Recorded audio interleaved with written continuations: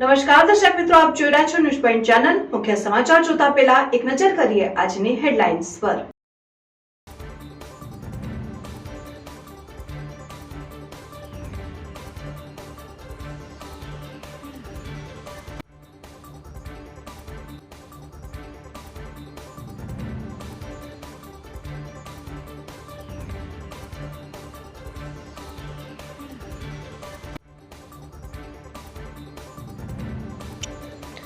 કેનીબેન ઠાકોરના ભાજપ ઉમેદવાર પર આક્ષેપ કર્યો, ભાજપના ઉમેદવારને કોઈ ઓળખતું નથી।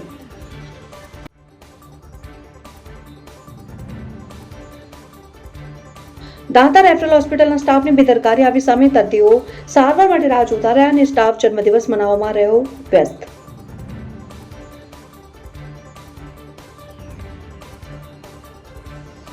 પાલનપુરની કમાલપુરા બ્રાન્ચ નંબર 3માં બોથના ભય હેઠળ બાળકો ભણતા ઓરડા જર્જરિત છતાં શિક્ષણ વિભાગની ત્રાથે। ધાનેરા અને દાંતીવાડા તાલુકાના ખેડૂતો સીપો અને દાંતીવાડા નહેરના પાણીથી વંચિત, વર્ષોની માંગ આજ દિન સુધી અધૂરી, નેતાઓના વાયદાઓથી નથી થયા પૂરા। લોન લઈ ભરપાઈ ન કરનાર ડીસાના ખેડૂતની સજા કાયમ રાખતી સેશન્સ કોર્ટ નીચલી કોર્ટે ચેક રિટર્ન કેસમાં 2 વર્ષ કેદની સજા ફટકારી છે। હવે જોઈએ મુખ્ય સમાચાર વિગતવાર। બનાસકાંઠામાં ભાજપ અને કોંગ્રેસે મહિલા ઉમેદવારોને મેદાનમાં ઉતાર્યા છે, ત્યારે હવે કોંગ્રેસ તરફથી ટિકિટ મળતા લોકસભા કોંગ્રેસના ઉમેદવાર કેનીબેન ઠાકોરે ભાજપ લોકસભા ઉમેદવાર પર નિશાન સાધ્યું। લાખણી તાલુકાના ધ્રુનસોલ ગામમાં ચૂંટણી પ્રચાર દરમિયાન લોકોને સંબોધતા કેનીબેન ઠાકોરે વિરોધીઓ પર નિશાન સાધ્યું। તેમણે કહ્યું કે ભાજપે લોકસભાના ઉમેદવાર ડ્રોન દ્વારા મૂક્યા છે, ભાજપના ઉમેદવારને કોઈ નથી ઓળખતું, મને તમામ નામથી ઓળખે છે। કેનીબેને પોતાના નિવેદનમાં વિરોધીઓ પર ચેતવણી રૂપ શાબ્દિક પ્રહારો કર્યા। કેનીબેને કહ્યું, બહારથી આવી અહીં દાદા થવા માંગતા હોય તો હું તમને કહેવા માંગુ છું કે અમારા માટે તો 2 જ દાદા છે, એક હનુમાન દાદા અને બીજા ગણપતિ દાદા। બીજા જે કંઈ હોય તે મગજમાંથી કાઢી નાખજો। નથી કરવી, પણ જ્યારે બહારના લોકો આવીને આવી થતા હોય, હમણાં હું હનુમાન દાદાના દર્શન કરીને આવી ગયા, અને કોઈ બહારના લોકો આવીને દાદા થવા માંગતા હોય તો એમને પણ હું આપના માધ્યમથી આપણી હાજરીમાં કહેવા માંગુ છું કે અમારા માટે 2 જ દાદા છે, હનુમાન દાદા અને ગણપતિ દાદા, બાકી બીજા અમારા કોઈ દાદા નથી। અને કોઈ પણ દાદા થવા માંગતા હોય તો પણ એ તમારા મગજમાંથી જે કાંઈ જે હોય એ કાઢી નાખજો। અને આપ સૌને એક બનાસની બેન તરીકે ખાતરી આપું છું, મારે આ વિધાનસભાની જનતાએ મારું મામેરું ભર્યું બાપુ માગીલાલભાઈ। સુઈગામ તાલુકામાં કોંગ્રેસમાં કાબડુ કેનીબેન ઠાકોરના નજીકના ગણાતા પૂર્વ સરપંચ રામસંગ રાજપૂતે સમર્થકો સાથે કેસરીઓ ધારણ કર્યું, તેમજ સુઈગામના કોંગ્રેસના પૂર્વ ડેલિગેટ શંકરભાઈ પરમાર તેમના સમર્થકો સાથે કેસરીઓ ધારણ કર્યું। ગિરિબેનના મત વિસ્તાર સુઈગામના 300થી વધારે કોંગ્રેસના કાર્યકરોએ કેસરીઓ ધારણ કર્યું। ભારતીય જનતા પાર્ટી બનાસકાંઠાના ઉમેદવાર શ્રીમતી ડૉક્ટર રેખાબેન આજના કાર્યકર્તા પરિચય બેઠકમાં સુઈગામ વિસ્તારના સૌ સન્માન્ય ભારતીય જનતા પાર્ટીના આગેવાનશ્રીઓ અને કાર્યકર્તાઓની ઉપસ્થિતિમાં બેઠક યોજાઈ। આ બેઠકની અંદર સૌ સુઈગામ વિસ્તારના લોકોએ એવો સંકલ્પ કર્યો છે કે આ લોકસભાની ચૂંટણીની અંદર દેશના વડાપ્રધાન નરેન્દ્રભાઈ મોદી ફરી 3જી વખત વડાપ્રધાન બને અને મોદી સાહેબને વડાપ્રધાન બનાવવા માટે બનાસકાંઠા લોકસભા સીટના ઉમેદવાર ડૉક્ટર રેખાબેનને જંગી બહુમતીથી વિજય બનાવવા।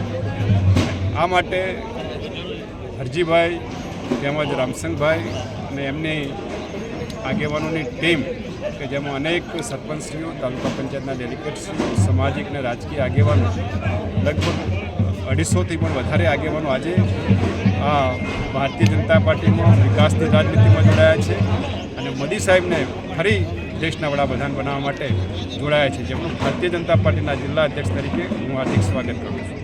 દાંતા રેફરલ હોસ્પિટલમાં દર્દીઓ બહાર સારવાર માટે રાહ જોતા રહ્યા અને સ્ટાફ જન્મદિવસ મનાવવામાં વ્યસ્ત હોવાના આરોપ લાગ્યા છે। સરકાર આરોગ્ય સેવાઓ સુધારી વધુ સઘન અને ઝડપી સારવાર મળે તે માટે કટિબદ્ધ છે, તો બીજી તરફ દાંતા રેફરલ હોસ્પિટલનો સ્ટાફ જાણે પોતાની મનમાની ચલાવી હોસ્પિટલમાં જન્મ દિવસ મનાવી દર્દીઓની જાણે કોઈ જ પરવા ન હોય તેવા દ્રશ્યો સામે આવ્યા। દાંતા રેફરલ હોસ્પિટલમાં દર્દીઓ સારવાર માટે પહોંચ્યા, તેમને અંદાજિત અડધો કલાક રાહ જોવાનો વારો આવ્યો, કારણ કે સ્ટાફ અંદર જન્મદિવસ મનાવવા અને નાસ્તો કરવામાં વ્યસ્ત હોવાનું સામે આવ્યું. એક તરફ દર્દીઓ હેરાન થતા હતા અને બીજી બાજુ હોસ્પિટલનો સ્ટાફ પોતાની મોજમાં પાર્ટી બનાવતા હતા. અહીંયા સવાલ એ થાય છે કે જો કોઈ ઇમરજન્સી સારવાર માટે અહીંયા આવે તો શું આ રીતે જ હોસ્પિટલમાં સારવાર મળશે? આ અંગે જવાબદાર જિલ્લા આરોગ્ય અધિકારી આવા બેજવાબદાર સ્ટાફ સામે કડક પગલાં લે તે જ ખૂબ જરૂરી બન્યું છે. તમારું નામ શું? મારું નામ દિનેશ. કયો આગળ આવ્યા તમે હાલ? આ સિવિલમાં. દાતા સિવિલમાં? હા, દાતા સિવિલમાં. શું થયું? હજી સુધી કોઈ છોકરાને હાથ નહીં લેતા બર્થડે બનાવે છે. એટલે કોણ બર્થડે બનાવે? એ સાહેબ છે કે કોણ છે? હજી સુધી કોઈને ડરવા નહીં દેતા અંદર. કેટલા કલાકથી બર્થડે થાય? અમારા 1.5-2 કલાક થઈ ગયા. તમારું શું નામ છે? અંગારી બાહુભાઈ દોરાબર. હજી સુધી birthday શું પ્રોબ્લેમ થયો? એ મારી છોકરી બીમાર હતા એટલે સરકારી સામૂહિક આરોગ્ય કેન્દ્રમાં દવાખાને લાયા એટલે અડધો કલાક ઉપર થઈ ગયો. આ લોકો જોતા નહીં. હજી સુધી અમે બર્થડે બનાવે છે. અત્યારે બધા અહીંયા શું કરતા હતા એ લોકો? હજી birthday બનાવે છે. બર્થડે બનાવે કે શું કરે? અડધો કલાક થઈ ગયો. ડીસામાં બાળકોને ઇમરજન્સીના સમયમાં પરિસ્થિતિને પહોંચી વળવા માટેની તાલીમ આપવામાં આવી હતી, જેમાં આગ લાગવાના સમયે કઈ રીતે તેના ઉપર કાબુ મેળવવો તે અંગે બાળકોને માર્ગદર્શન આપ્યું. ઉનાળાની શરૂઆત સાથે જ આગની ઘટનાઓમાં પણ વધારો થતો હોય છે અને ઘણી વખત આગ લાગતા લોકોને ઈજા પહોંચતી હોય છે ને જાનમાલને પણ મોટું નુકસાન થતું હોય છે. આકસ્મિક રીતે બનતી આવી ઘટનાઓમાં તાત્કાલિક ધોરણે શું કરવું જોઈએ તે માટે ડીસાની જમનાબેન પ્રાથમિક શાળાના બાળકોને ફાયર ફાઇટરની ટીમે માર્ગદર્શન આપ્યું. આ અંગે ફાયરમેન ધનાજી પરમાર અને ભરતભાઈ પરમારે બાળકોને માર્ગદર્શન આપતા જણાવ્યું કે ઘરમાં સામાન્ય રીતે ગેસ લીકેજથી આવતા શોર્ટ સર્કિટને કારણે આગ લાગતી હોય છે અને આવા સમયે જ જો ગેસ લીકેજથી આગ લાગી હોય તો તાત્કાલિક ઘરની બહાર આવેલ અથવા સોસાયટીની બહાર આવેલ વાલ્વ તાત્કાલિક બંધ કરી દઈ હેલ્પલાઇન નંબર પર ફોન કરીને મદદ મેળવવી જોઈએ. આ સિવાય જો શોર્ટ સર્કિટને કારણે આગ લાગી હોય તો તમામ લોકોએ એક પછી એક બહાર નીકળી જઈ સ્થાનિક પોલીસ કે નગરપાલિકાનો સંપર્ક કરી મદદ મેળવવી જોઈએ. બનાસકાંઠાના અનેક વિસ્તારમાં આવેલી શાળાઓ સુવિધાઓ ઝાંકી રહી છે. જિલ્લાના મુખ્ય મથક પાલનપુરની કમાલપુરા બ્રાન્ચ નંબર 3 પ્રાથમિક શાળામાં ઓરડાઓ જર્જરિત બનતા વિદ્યાર્થીઓ ભયના ઓથાર હેઠળ અભ્યાસ કરવા મજબૂર.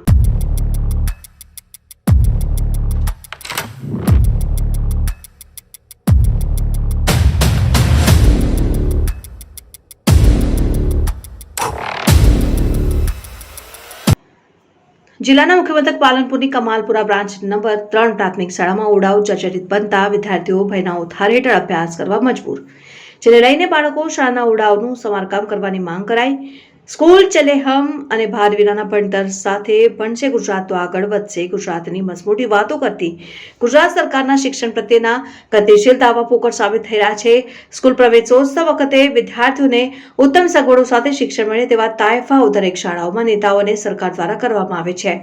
બનાસકાંઠાના મુખ્ય મથક પાલનપુરની કમાલપુરા બ્રાન્ચ નંબર 3 પ્રાથમિક શાળા શિક્ષણના ઠેકેદારોની પોલ ખુલી રહી છે. કમાલપુરા પ્રાથમિક શાળામાં 1 થી 8 ધોરણના 500 વિદ્યાર્થીઓ અભ્યાસ કરી રહ્યા છે. જોકે શાળામાં આવેલા 20 ઓરડાઓમાંથી 13 ઓરડાઓ સંપૂર્ણપણે જર્જરિત થતા તેનું તાળું મારી બંધ કરી દેવાય છે, જેને લઈને બાળકો માટે વધુ ઓરડાઓના બાકી હોય. બાકીના 7 ઓરડાઓમાં 2 પાળીમાં સ્કૂલ ચલાવવામાં આવી રહી છે. તેમાં સવારે 7 થી 12 વાગ્યાની પાળીમાં ધોરણ 6 થી ધોરણ 8ના વિદ્યાર્થીઓ, બપોરે 12 વાગ્યાથી 5 વાગ્યા સુધી ધોરણ 1 થી 6 ધોરણના વિદ્યાર્થીઓને અભ્યાસ કરવામાં આવી રહ્યો છે. જોકે જે 7 ઓરડાઓમાં માસૂમ વિદ્યાર્થીઓ અભ્યાસ કરી રહ્યા છે તે તમામ ઓરડાઓની પણ છતો જર્જરિત થઈ ગઈ છે, જેથી છત ઉપરથી પોપડા ખરી પડ્યા છે, જેને લઈને અભ્યાસ કરતા માસૂમ બાળકો ડરીને ભયના ઓથાર હેઠળ અભ્યાસ કરવા મજબૂર બન્યા છે. કમાલપુરા પ્રાથમિક શાળાના 13 ઓરડાઓ ડેમેજ થયા હોવાથી ગમે ત્યારે પડી જાય તેમ હોવાથી સ્કૂલના શિક્ષકો દ્વારા કોઈ બાળક રૂમમાં પડી નહીં જાય તે માટે ઓરડાઓને તાલા મારી દીધા છે. બાકીના 7 ઓરડાઓમાં સ્કૂલમાં 500 બાળકો ભયના ઓથાર હેઠળ અભ્યાસ કરી રહ્યા છે, જેને લઈને ગમે ત્યારે છતાં પોપડા અભ્યાસ કરી રહેલા વિદ્યાર્થીઓ ઉપર પડે અને કોઈ મોટી દુર્ઘટના ઘટે, કોઈ માસૂમ બાળકનો જીવ જાય તેની જવાબદારી કોની તે સવાલ વચ્ચે શાળાઓની બદતર હાલતને નજરઅંદાજ કરીને શાળાના આચાર્ય ઓરડાઓની મરમ્મત કરવા આગળ રજૂઆત કરી હોવાનું કહીને પોતાની જવાબદારીઓમાંથી છટકી રહ્યા છે. 13 ઓરડાઓ સંપૂર્ણપણે ડેમેજ હોવાથી બંધ કરી દેવાયા. જોકે 7 ઓરડાઓમાં 2 પાળીમાં વિદ્યાર્થીઓ અભ્યાસ કરી રહ્યા છે, જેના ઓરડાઓની છતો પણ જર્જરિત છે. અકસ્માત થાય તેવી ભીતિ છે. એક બાજુ જિલ્લા મથક પાલનપુરના 500 વિદ્યાર્થીઓ ભયના ઓથાર હેઠળ શિક્ષણના પાઠ ભણી રહ્યા છે, તો શાળાના ઓરડાઓનું સમારકામ કરવાની અનેકો રજૂઆત થયા બાદ શિક્ષણ વિભાગ સાંભળતું નથી, તો બીજી બાજુ મજબૂરી વર્ષ માસૂમ બાળકો જીવના જોખમે અભ્યાસ કરી રહ્યા છે. ત્યારે જોવાનું એ રહ્યું કે કમાલપુરા પ્રાથમિક સ્કૂલના બાળકોની વેદના શિક્ષણ વિભાગ ક્યારે સાંભળશે.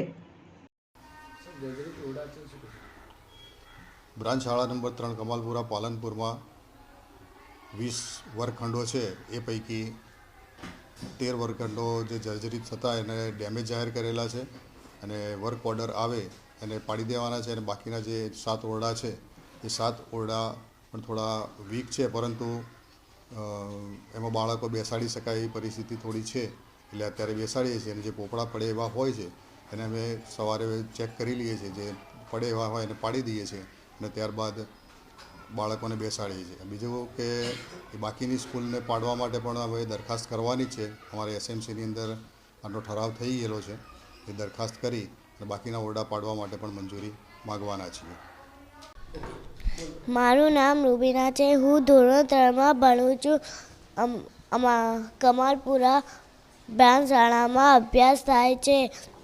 તો અમારી રૂમની અંદર પોપડા પડે છે, તો સરકાર નવા ઓરડા બનાવે એવી અમારી માંગ છે.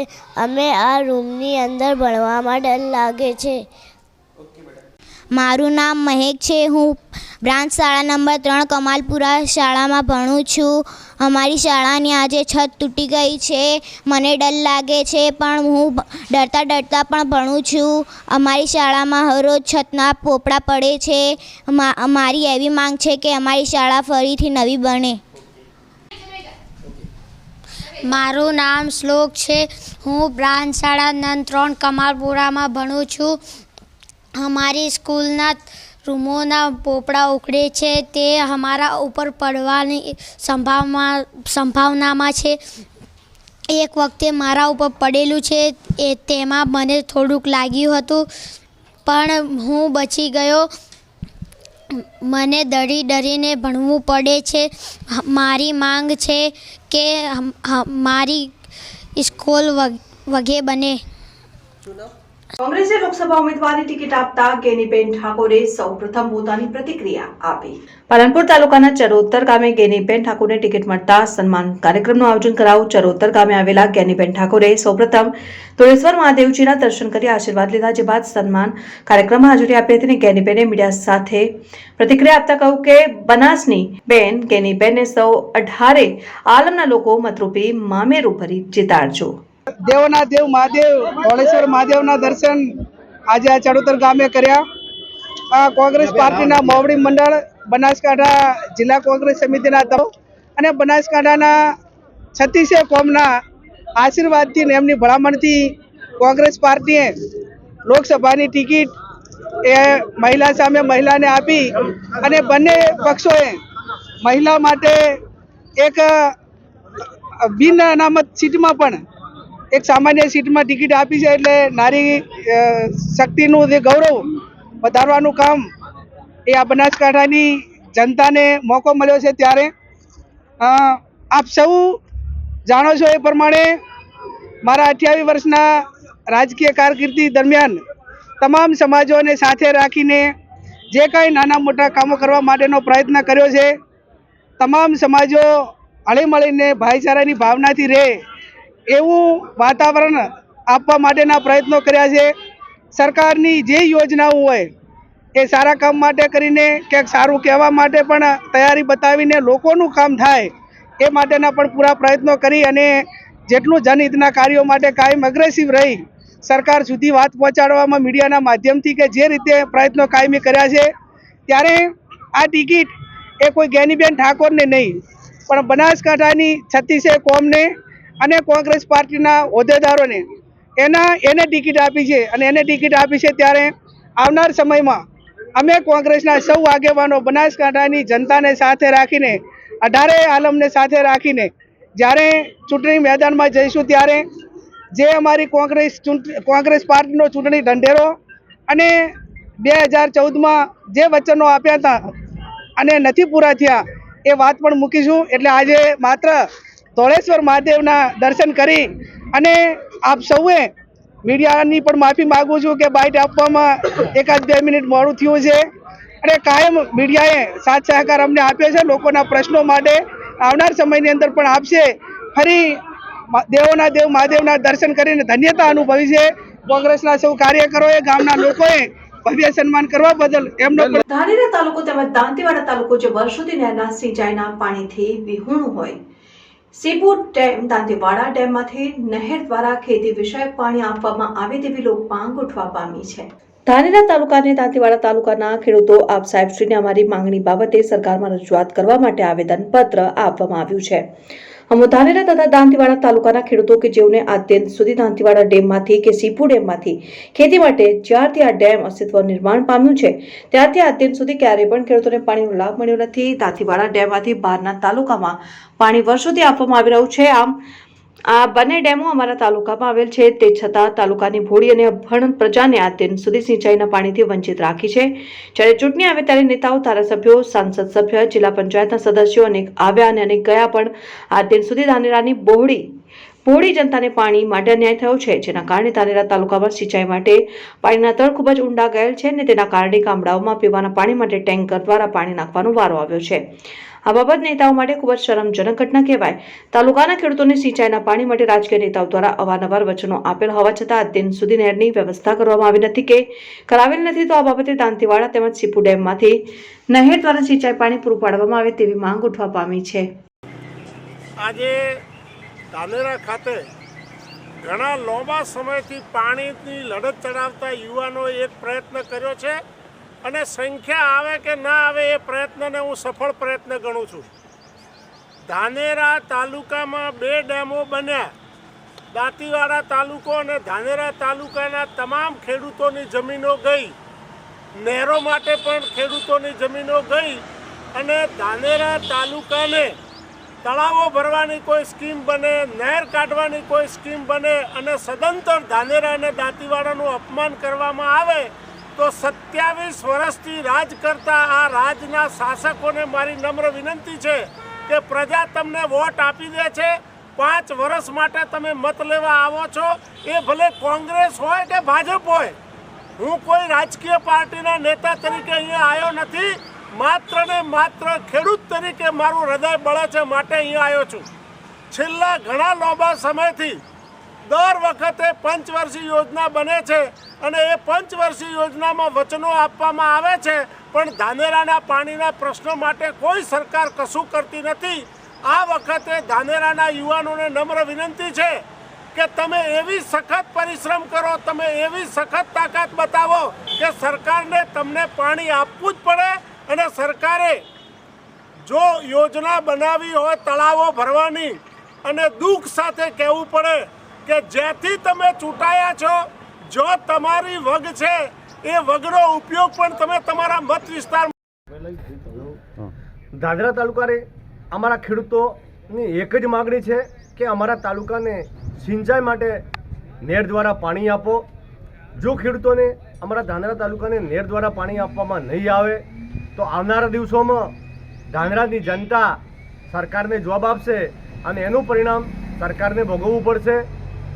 કાળુભાઈ તરક, ધાનેરા. ધાનેરા તાલુકામાં પાણીની ખૂબ જ અછત છે. ખેડૂતો પાણી માટે 1200 ફૂટના ઊંડા બોર બનાવે છે, છતાં પણ પાણી ન મળવાના કારણે ખેડૂત દેવાના ડુંગર તળિયે દબાઈ જાય છે. ધાનેરા તાલુકાની જનતાએ ભાજપને પણ ચાન્સ આપ્યો છે, કોંગ્રેસને પણ ચાન્સ આપ્યો છે અને ગઈ વિધાનસભાની અંદર અપક્ષ ઉમેદવાર માવજીભાઈને પણ ચૂંટીને ધાનેરાને જનતાએ મૂક્યા છે. પરંતુ કોણ જાણે આ નેતાઓ ચૂંટાઈને ગયા પછી ક્યારેય ખેડૂતો સામે એમને જોવાનો સમય મળતો નથી કે ખેડૂતોની વેદના સાંભળવાનો સમય મળતો નથી. જેના ભાગરૂપે આજે ધાનેરાના જાગૃત ખેડૂતો દ્વારા મામલતદારશ્રીને પાણી બાબતે આવેદનપત્ર આપવામાં આવ્યું છે. ભૌગોલિક પરિસ્થિતિ પણ કંઈક અહીંની અલગ છે. અહીંયા કોઈ ઉદ્યોગ કે બીજી કોઈ આજીવિકાનું સાધન નથી અને અહીંના ખેડૂતોને પગભર થવા માટે માત્ર ખેતીને પશુપાલન છે. પશુપાલન પણ રાખવું છે તો પાણી જોઈશે.